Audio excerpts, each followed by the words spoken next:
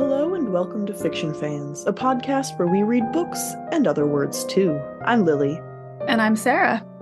And today we will be discussing The Fifth Elephant by Terry Pratchett, which is another step on our journey to the center of the Discworld, in this case, almost literally. But we'll get into that in a moment. First, what's something great that happened recently? My good thing is that I had sushi for dinner last night. Nice. Yeah. Mine is also food related. Raspberries. That's it. Just the fact that they exist. I like them.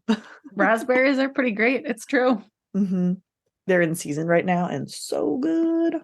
I forget. Do you have raspberries growing in your yard? I do, yes. Okay. And what are you drinking this evening, Sarah? I opened a bottle of wine, so I'm drinking wine. Color? Red. All right, nice. I'm drinking water tonight. Good old H2O. What a concept. I know. I took a nap today, which always makes me really thirsty for some reason. I'm sure there's some explanation behind it, but yep. A nap sounds delightful, though. Oh, it's definitely worth it. But whenever I get up from one, I'm like, 10 gallons of water, stat. Must hydrate. Yeah. And have you read anything good lately? I just powered through 2 podcast books in a day and a half, so my answer is no. That is pretty impressive. I started reading The Mountain and the Sea by Ray Naylor because it is one of the subjective chaos books that was nominated in the sci-fi category. And I'm enjoying it so far. Essentially, I think it's about people discovering that there's a community of octopuses that have their own language and stuff. Is it like super sciencey or is it cute and whimsical? No, it's pretty sciencey so far. Okay. I mean, I'm only like 11% through. My hesitation is just there's a Japanese character and I don't know. First of all, the character's name is Eiko, which is a female name, but they're male.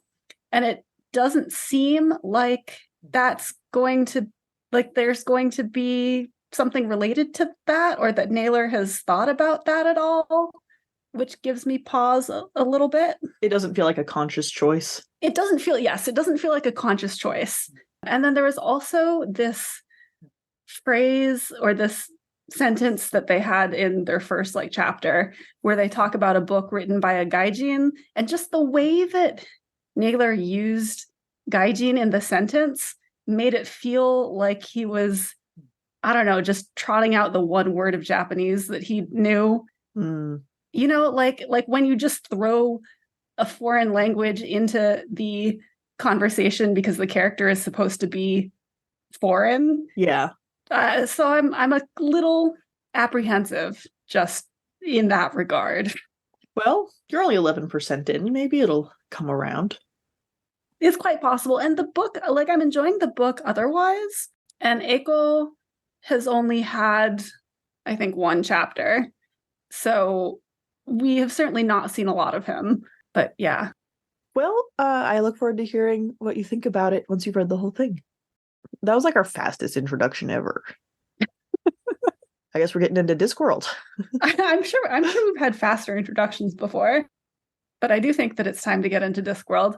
I think that this might be my least read Discworld book, not counting the Tiffany Aching books, just judging by the condition of my copy of this book.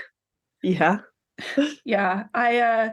As I think we've said on the podcast before, I like my books to be in nice condition. I try not to beat them up too much. But this one doesn't have any creases in the spine at all. Oh, wow. Which is unusual, especially for my Discworld books. So I know that I must have read it at least twice because I would have read it when I bought it, and I read it when Pratchett died, and I read all of the Discworld books. But I'm not sure, just judging by how it looks, I'm not sure if I've read it at all besides those 2 times. Interesting. I liked it quite a bit. This was the first time I've read it, actually. It's sort of funny how little I've read of the City Watch series and how much I love Kara and Angua. That is a little funny, actually. I probably didn't latch on to them as much when I read these in high school. You think that's something that's developed as you've gotten older and approached the books? Probably. Carrot is cheesy in a way that I would not have appreciated at all at 15. At least in the early ones, right? Yeah. He develops over time.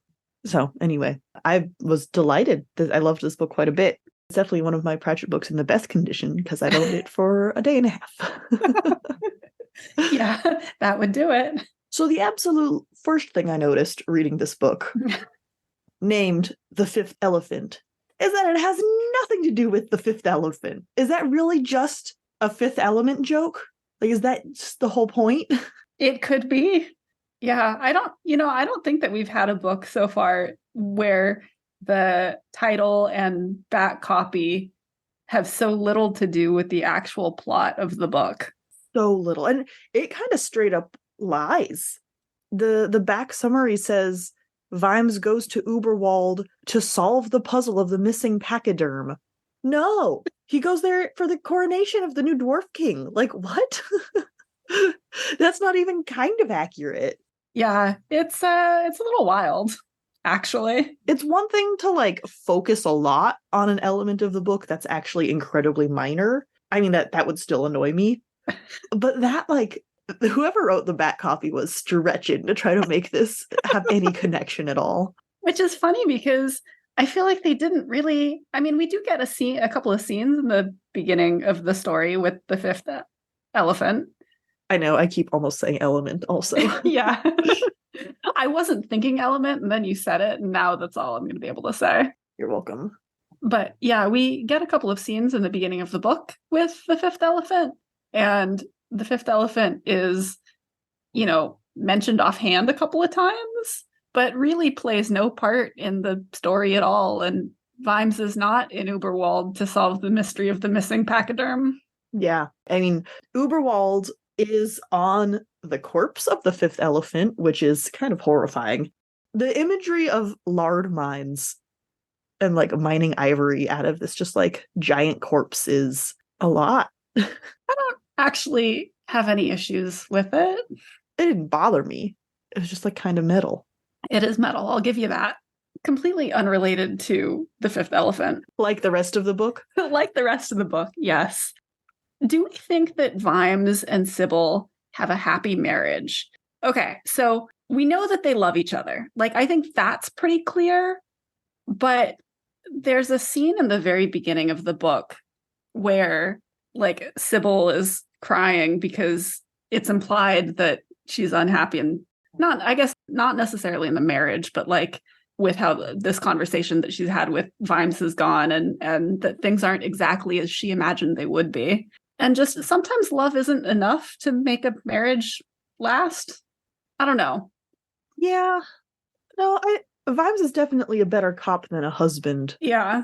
Sybil seems pretty inconsistent just from the books we've seen her in.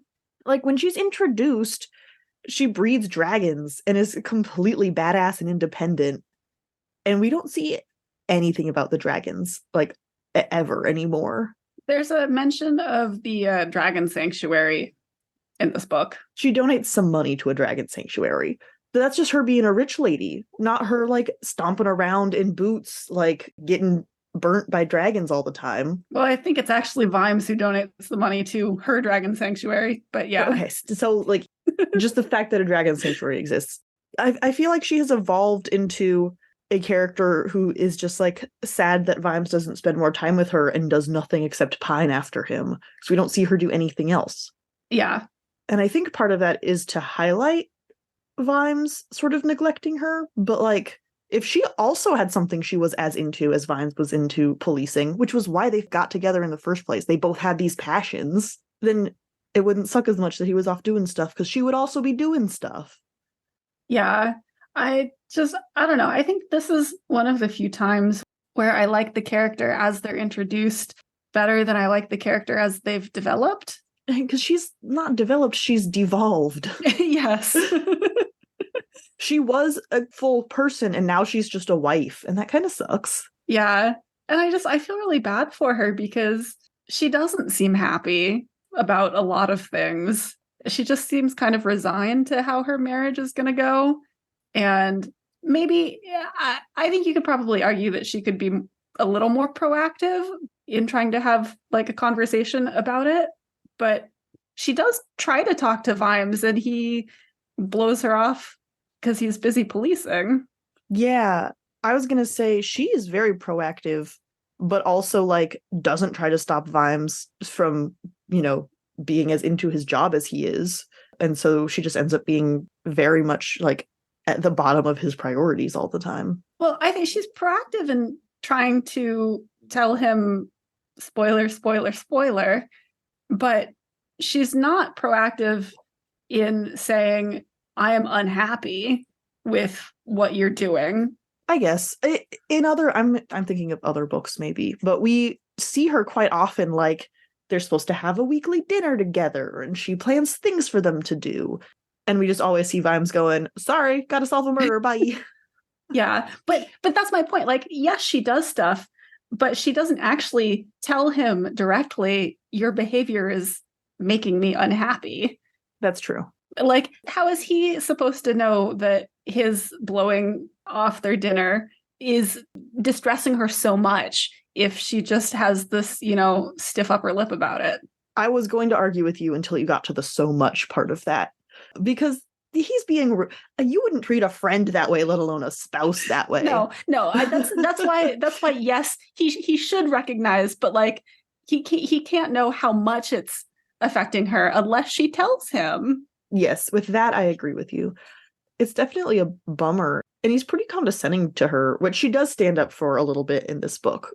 She's talking about carpet and he's like, yeah, whatever, and she's like, hey, could you actually listen to me for a second? Yeah, there's a lot of stuff in this book about how he uses his like husband brain to just respond automatically without paying attention to what she's saying, and it's a huge bummer. Mm-hmm. I wonder why. Was that just Pratchett trying to make Vimes this character? Was he playing it for laughs? Like, haha, women always talking about things men don't care about. 'Cause I don't get the impression that that's what the Pratchett's marriage was like. So where did this come from? I don't know. I mean, I feel like there's this very pervasive, at least certainly in the late 90s, early 2000s, this very pervasive view of marriage as it's happier if you don't actually listen to the other person. Yeah, and the ball and chain jokes and stuff. Yeah. So do you think he was just participating with that joke? And I feel like maybe he was. Like, this is one of those places where his work does not feel very contemporary in that respect. Yeah, it's very much like wife bad, husband dumb jokes. Mm-hmm. And it just feels out of place. I don't know. Mm-hmm. We also, when Sybil's introduced, she's really not that much into the Duchess thing.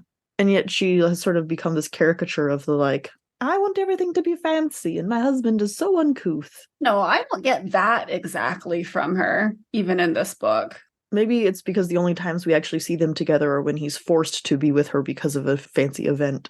Yeah, I think it's not that she wants her husband to be fancy. It's that she's proud of his achievements and like wants people to recognize that. Well, not even him, just like her. The fact that she engages so much in nobility, I feel like when she was introduced, she never did that kind of stuff. It's like, where did this come from? I don't know. Well, we don't see her in that context at all when she's first introduced. I thought it was like a shock when she came back onto the noble scene. I'm trying to remember a book from a very long time ago.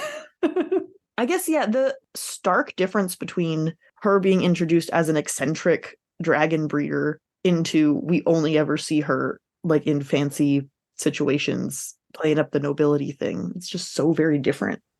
Yeah. And it feels like she got flattened as a character. Yeah. Well, things I did like about this book. Uberwald. Uberwald was great. It's true. I think this is the first time we're actually in Uberwald. I think so. Like, we've heard a lot about it in previous books, especially in Carpe Ugulum, which we just finished discussing. It's so interesting. So, like, that book takes place in Lancre with the witches, and characters from Uberwald go to Lancre. But this is the first book where the main character goes to Uberwald, and it's a different series, but these two books are back to back in order. Have we had this sort of exploration of a new Discworld thing from two different perspectives like this before? Think so. I'm trying to think, and honestly, we read so many books that they all kind of blend together, together in my mind. But I don't think that we have seen anything quite like this, in that there's an exploration of this one place from multiple perspectives over the course of multiple books. And also them being back to back, something about that sticks out to me. It's like he came up with Uberwald for this piece in Carpe Ugulum for where the vampires are from, right? And then he was like, let's go into this more. We've seen mention of Uberwald before, I think. Okay. I feel like it gets discussed a lot more in Carpe Ugulum than it has before. Well, I'm certainly not going to argue there. But we know that Anguit and Cheery are both from there, so it has to have been mentioned previously. Okay, so we've seen expats from Uberwald, but not so much people still in the culture. Witches Abroad is the first book that mentions or features Uberwald. Is that when they go to Genua? Yes. And I think, because they have the witches go through that one town where everyone's afraid of the vampire, and the witches like end up, I think Magrat opens a window at the inn and hits the bat, the vampire that has turned into a bat, and he falls. And then Grebo. Yeah. Grebo gets the bat, that's right. Yeah. Okay, so we've had a little taste of Uberwald. Yes. But this is where Igor truly comes into their own. The many Igors. Yeah. And we did have a conversation about this in our discussion of Carpe Ugulum, and we were trying to think of, is this the first book that Igor has shown up in? And do we remember other Igors? And clearly we were correct when we said that was the first time we had seen an Igor, because this is really where we start to get the sense of Igor as a clan and Igor as a species. I like that Vimes was so much more into Igor. I feel like the characters in Carpe Ugulum, I guess he was there with the vampires, so that made him not their favorite person. But they were all kind of grossed out by him, which sucked. I mean, I'm pretty sure that Nanny had some kind of raunchy comments about Igor. Okay. Well, good for Nanny. As expected of Nanny. But in this book, the Igor we see is appreciated for his skills and talents. Yes. The Igors that we see.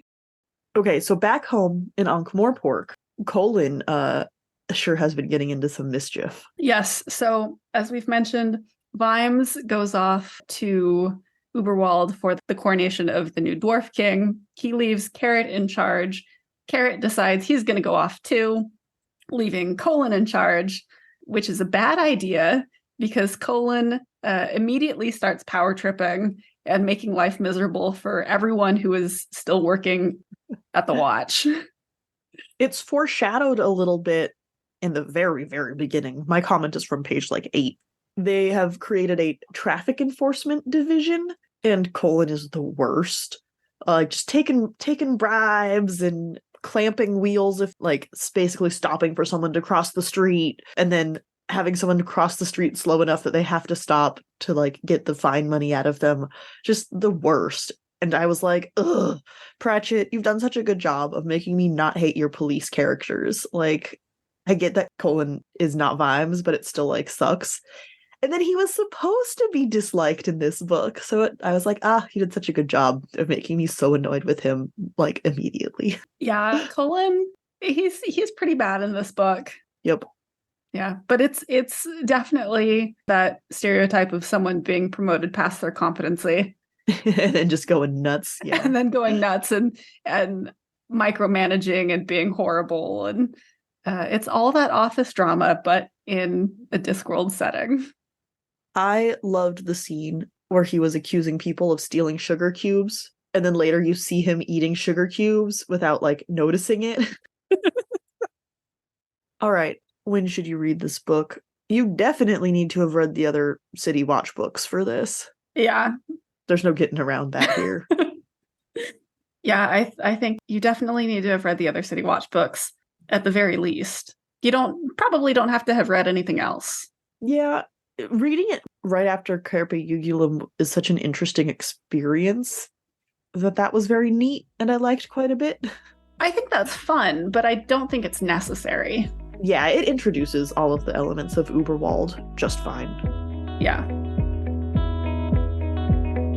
To avoid spoilers, skip to 3745.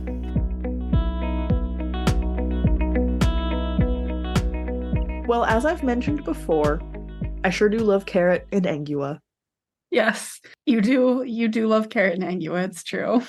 I feel like I want to be them and to be with them, but like half and half. I don't know. It's complex.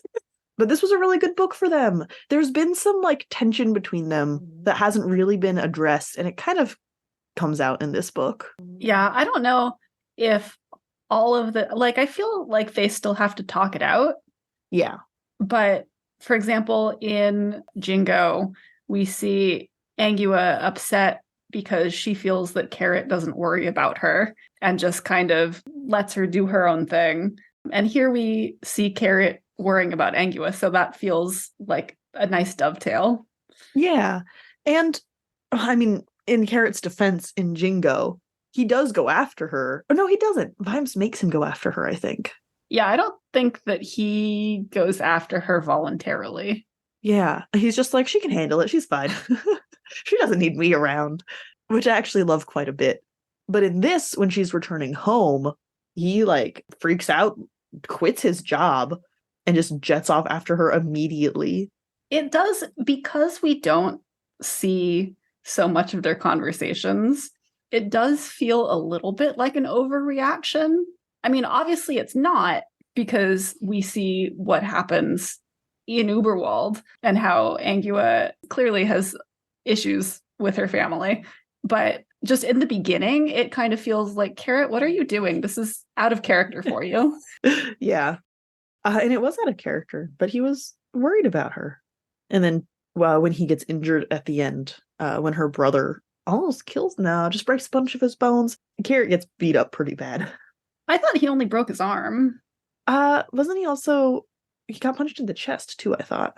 Maybe, but I didn't think that was breaking anything. I thought he broke his arm and then... Oh, the kidney replacement was just a suggestion, not actually something that needed to happen. That's right. Yes. Igor was like, I can upgrade him. And Vimes said, no, that's fine. Just fix the arm, thanks. We appreciate the offer, but... Also, his reaction to Gavin was so interesting. So, Gavin is a wolf who is referred to only as Angua's old friend. I think it's very much implied that they had a relationship. Which is a little weird. Yeah, I mean, they can communicate with each other, so. Yeah, but I don't know. Yeah. I guess I find it weird because Angua spends most of her time as a person and not as a wolf. Now she does. We don't know if that was always true, though. True. And there's some posturing between Carrot and Gavin. There's definitely posturing between the two of them. But they also have each other's backs when shit hits the fan, which I quite liked. Yeah. Poor Gavin, though. I know, that, kind of hit hard. Yeah. I was really sad about Gavin, and then I was sad about Inigo, who was the quote-unquote clerk that Vetinari sends with Vimes, who is actually an assassin. Yeah. Because he dies too. I don't normally like books that kill off their characters, whether they're minor or major. And I'm realizing, as we've been reading these Discworld books, that Pratchett actually does that kind of a lot. Yeah. But I don't mind in Discworld books. I don't know. It's very interesting. I mean, there's enough other good stuff going on that you can kind of just deal with it, accept it, and move on. But yeah. But he does actually kill off quite a lot of characters. Yeah. I wasn't upset that Inigo died, but I do think it happening off screen was rough. Yeah. I don't know. He didn't get his final scene. He didn't get his dramatic scene. It was just yeah, he's gone now, whatever. I mean, we do see his last stand kind of We just don't see him actually die. Yeah, fair. There are a lot of other... Was Jingo the previous City Watch book? I feel like it was. Yes.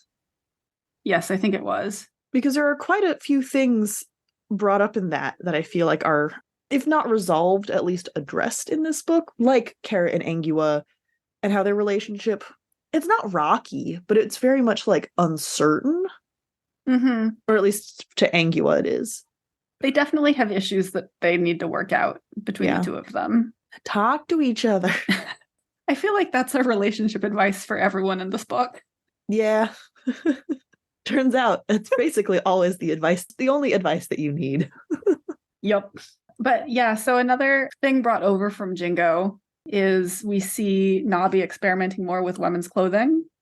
And I feel like in our conversation about Jingo, and I don't actually remember because, again, it's been a while and we read a lot of books, but I feel like in our conversation, we were talking about how we didn't remember there being any reference to his cross-dressing in later books, and we were wrong.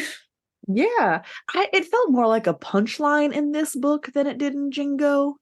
I don't know. I disagree. I don't think that it's explored as much in this book as it is in Jingo because it doesn't have plot relevance. But it doesn't feel like the characters are, or the book is making fun of him for it. That's true. I guess it's just the one time we see it discussed, Angua is saying, I thought I was going to be the decoy prostitute. And Nobby's like, why? You're better at fighting than me. See, I feel like that's not treating it as a punchline. I guess. And Nobby's got a great point. Well, yes, also true. Yeah, and I guess it gets discussed in Jingo. And so this is more just a reference to that. It doesn't have to stand on its own as much. Yeah. But it was nice to see that it continues. Yeah. And that it's not just something that Nobby enjoys or discovers that he enjoys in that book and then we never see again. Yeah. Oh, another book that this referenced was when we see like the creation of the clacks, except not really. And we don't actually see the creation of the clacks because... No, we don't. But I thought that's what, like, in my head, you had that in your head too. We see the clacks in this book. And I was like, oh yeah, we just read about, we were just introduced to those in another book. Like, which one was it? We just read that. Which one was it? To the point where I Googled Terry Pratchett clacks book. And the result was Going Postal, which we have not read for the podcast. And is in fact much later than this book. But it's definitely the one I've read the most, so my head must have just gone, clearly we've done it for the podcast, or clearly these events that I'm remembering were discussed on the podcast, which means it's one of the earlier books, which means it can't be Going Postal that I'm thinking of. That wasn't quite, I mean, you're right that I was thinking, because the clacks are, you know, a plot point in this, and I was thinking, have we seen the creation of the clacks yet? I didn't think that we had heard anything about the clacks yet, but I didn't think that it was in relation to Going Postal. I knew that was a later book. I knew we hadn't read that for the podcast yet. Right. That's why I was like, surely I can't be thinking of Going Postal. I must be thinking of a different book. I didn't think that I was thinking of a book. I thought that maybe we had seen mention of the clacks in something earlier, but like not actually a separate book about them. Yeah. But we sure do see the clacks in this. Yeah, and they're part of a conversation around modernization that I think Pratchett has sort of slowly been introducing into all of the books, really. Yeah, there's a lot about, in this book, a lot about bringing the Watch like into modern times, making it a modern organization. But we're still a ways away from the actual, or what I would consider the Industrial Revolution books. Although I guess technically I think The Truth is part of that. And that's not the next book, but the book after. That's the journalism one. Yeah. But that's not Moist von Lipwig. No, it's not. Then it can't be the Industrial which is why I don't consider it part of the Industrial Revolution books. I agree with you. But I think Wikipedia counts it as one of them. Well, Wikipedia's wrong. Some of the clashing between, the quote-unquote progressive Ankh-Morporkians and the more traditional Uberwaldians, people of Uberwald, was poor Cheery. Yeah. We see her again, our femme presenting dwarf, and she sort of started a revolution with the dwarves in Ankh-Morpork. But this is the first time that we see antagonism about that, really. Yeah, I mean, we've seen in some of the earlier books, I think we've seen that there's a little bit of pushback against some of the dwarves deciding that they want a more femme presentation, but we haven't seen outright hostility to it, I don't think. And we do see that here. They call her slurs. Yes. In Dwarvish, we don't know what she actually gets called. At one point, someone refers to her as not a dwarf, which is very rude. Yeah, I mean, she definitely, suffers a lot of outright hostility. It's interesting, though, that Pratchett waited a couple of books to bring that up, right? Like when Cheery first comes out. Is that the right phrase? Yeah, I think that's it's the right context. Phrase. Yeah. People are generally pretty supportive. And then we get a couple of books seeing her, in her element, being accepted for who she is, so that when we do get to this antagonistic reaction, it doesn't feel as bad, I think, because she's had some time to settle, and also we as readers have had some time to see her be happy. I definitely think it still feels bad. Oh, yes, it still does feel bad. But if this was her first day trying on a dress and had this reaction, that would have been terrible. That would have been very traumatic. Yeah, but I think it also helps that by now, because we've seen other books where the characters have been generally more or less supportive, and obviously Vimes in this book is very supportive of Cheery. He doesn't really understand it, but he's supportive. And so we clearly, as a reader, you clearly know where Pratchett, the author, falls on this subject. And I think that makes it feel a little better too. Yeah, Pratchett has spent time solidifying, yes, this is a nice, good thing, good for her, so that when we get to these discussions, we know we're not supposed to sympathize with the Uberwald dwarves. Not that I would have, but sometimes if there is a conversation between, is this right or not, you're like, uh-oh, author, what are you doing? Yes. Now, this is probably because we just read Lord of the Rings, but it is so fun seeing dwarves explored and given page time, and we get to see their culture, and all dwarves have beards because Pratchett's not a coward, and there are no elves, huh? There are elves, but they are pretty universally bad. Have we met them yet? Yes, lords and ladies. Oh, okay. Fairy elves, not. Yeah, I mean they're Tolkien elves. Yeah, they're fairy elves. They're definitely not Tolkien elves. Yeah, I definitely think of them as the Fae more than elves, but yeah, those aren't technically interchangeable. You're right. I mean, they're called elves in the books, so yeah, fair enough. And they're the only kind of elves we get in the books. It's just very refreshing. Give dwarves their space. There's some really good conversations about beards, and of course, Cheery, and she brings the gender revolution back to Uberwald a little bit. A little bit. I mean, we get some nice moments at the end where the king asks her for her tailor. Yeah, that's right. So there's definitely hints that revolution is going to be spreading. It is pretty funny how confused Vimes was about dwarves being in relationships, because he's like, but they're both he. And Sybil has to constantly remind him, they're both dwarves, dear. It's different. It's mostly a joke on Vimes, I think. I think it's definitely a joke on Vimes. I mean, he's kind of a curmudgeon. He hates change. He doesn't really like other races, but he doesn't like them equally, and he doesn't really like people either. So yeah, I don't think it's that he doesn't like other races. I think he just doesn't like anyone. Yes. But he's very tribal in that once you're part of his team, he'll do anything for you, right? So Cheery's one of his people, so he'll do whatever. Detritus, he brings Detritus the troll to this event, and trolls and dwarves are at war just all the time. Historically don't get along. Yeah. And he stands up for Detritus quite a bit. It does feel like some of that is more to be annoying than to actually be nice to his friends, but it can be both. Yeah, I mean, he brings them along originally just because they're from Uberwald. Which makes sense. You want someone who will be able to navigate the landscape, the cultural landscape.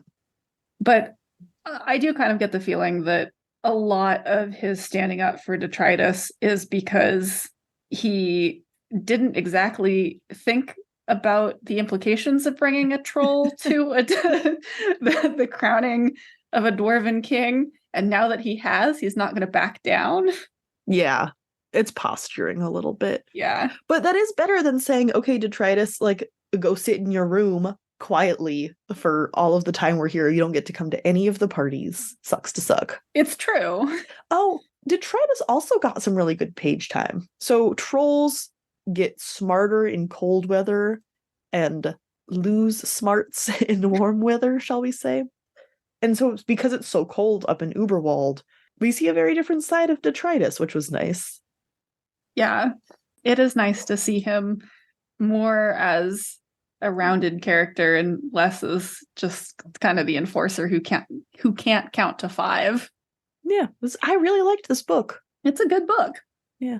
I don't know why I don't reread it more often. It definitely feels like one part of a larger story in a way that Discworld books don't always. Yeah. I mean, and it is a complete story, but I think you're right that it feels like a part of a whole rather than a whole in and of itself. Right. Because, I mean, the plot and the mystery in Uberwald is complete, but so much of the characters and the relationships are being picked up from previous books and developed more. Yeah. But then not entirely. Like you said, like Carrot and Angua still definitely have unresolved issues they need to talk through. And Sybil and Vimes, although we know what happens there. Is Nightwatch next? No, Thief of Time is next, and then after that is The Truth. And then I think we have one more book before Nightwatch. Sorry, I meant in the City Watch series. Oh, yes, I think it is. Because this is the book where we find out Sybil is pregnant, and doesn't she have the baby in Nightwatch? Spoilers. We're in the spoiler section. Well, not the spoilers for Nightwatch. Oh, is that a Nightwatch spoiler? I thought it starts with that. No? I mean, it starts with her having the child. Okay, yeah. Or about to have the child. Yeah, she has her kid at the end of Nightwatch. Oh, okay. Never mind. It doesn't start with that. But a very, very pregnant woman having a baby doesn't feel like a spoiler. No, I don't actually think it's a huge spoiler. So, Sarah, you pulled out a quote from this book. I did. So, this isn't exactly a words are weird per se, but the quote is a description of Angua's mother, where she's described as smiling with her mouth alone. And that struck me because I think so often when we talk about people smiling or not smiling, you talk about what their eyes are doing. And so it was interesting to hear that from a different perspective. Which is funny because you definitely need your mouth to smile. You definitely do. But there's the language around the smile didn't reach her eyes. Yeah. Would be the typical one.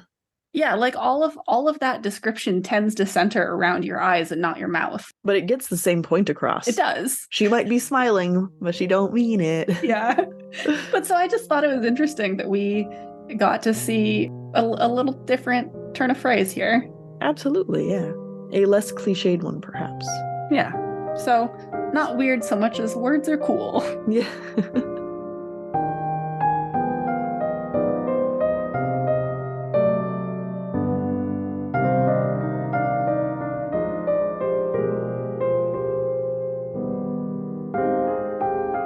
Thank you so much for listening to this episode of Fiction Fans. Come disagree with us. We're on Twitter, Instagram, and TikTok at FictionFansPod. You can also email us at fictionfanspod@gmail.com. If you enjoyed the episode, please rate and review on Spotify and Apple Podcasts, and follow us wherever your podcasts live. We also have a Patreon where you can support us and find our show notes and a lot of other nonsense. Thanks again for listening, and may your villains always be defeated. Bye.